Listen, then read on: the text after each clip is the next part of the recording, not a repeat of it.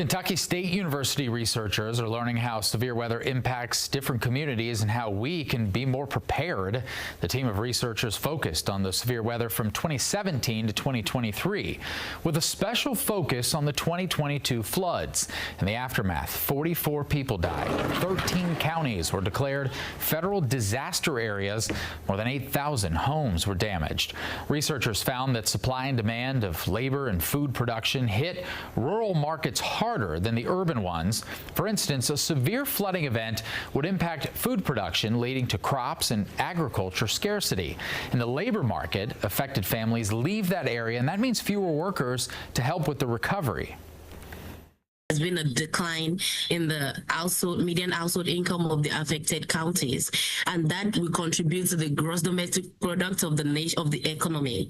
So, which counts as the indirect effect of natural disasters when it happens. Researchers are advocating for long-term investment in infrastructure. They've presented their findings to policymakers and stakeholders and plan to continue the work and look at the impact of Kentucky's tornadoes.